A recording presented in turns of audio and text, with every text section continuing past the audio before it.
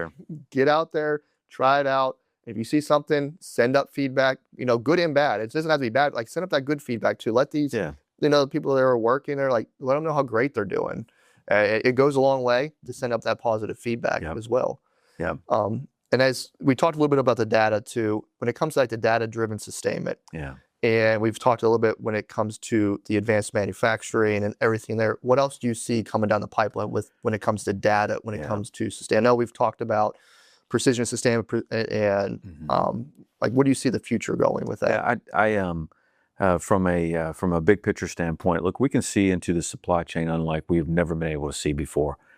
So we started about 18 months ago with again, it was something for us to look into the supply chain, an application called Weapon System 360. And it really was again, designed for us to be able to see into the supply chain all the way down to the company supplier who is delinquent on repair parts.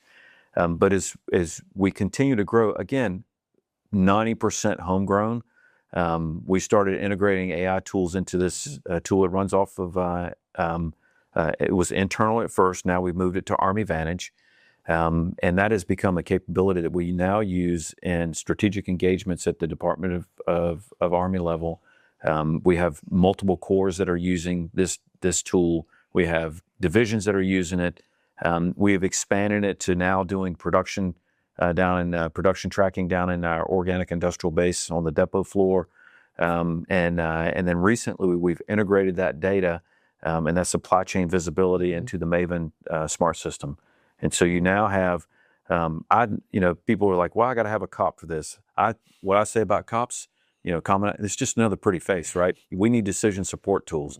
And so with an AI-driven tool in this, we can query very simple questions that would take us weeks to mine the data.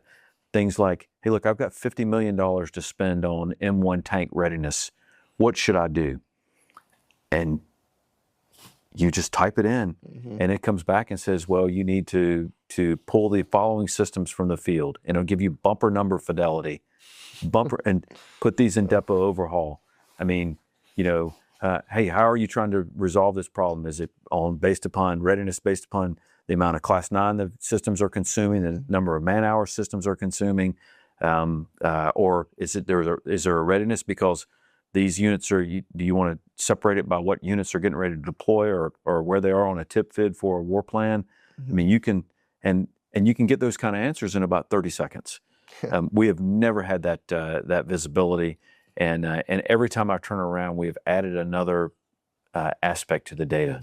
And the same with food. Look, I've got a dashboard on Army Vantage where I can look at how many meals we're serving at our legacy dining facilities every day. Oh, wow. Every day, AFMAS data, right? How much each one of those meals is costing, and then make those comparisons to what we're doing with campus-style dining to show that we're feeding more soldiers, that's more cost-effective, et cetera, et cetera. We've never had that. We've never had that opportunity, and we're only going to get better. And now the trick is to link all that data together. So like advanced manufacturing, we talked a little bit about that. We've got to link the data from the digital twins, the M88s of the world, the digital files, with our advanced manufacturing machining capability, so we can pass it electronically, and then link it into the supply system, so the supply system is automatically passing those requirements to our advanced manufacturing machining centers to produce those parts at the point of need, so we can ship them to the point of need. So, and a lot of times we have to go out and we need to buy a widget, right? In order to get a company to actually scale production to buy a widget or to build a widget for us, we've got to get them a minimum order of 100, 200, 1,000 or whatever for them to be cost effective in traditional manufacturing. What if we can do it and we can print 5 of them?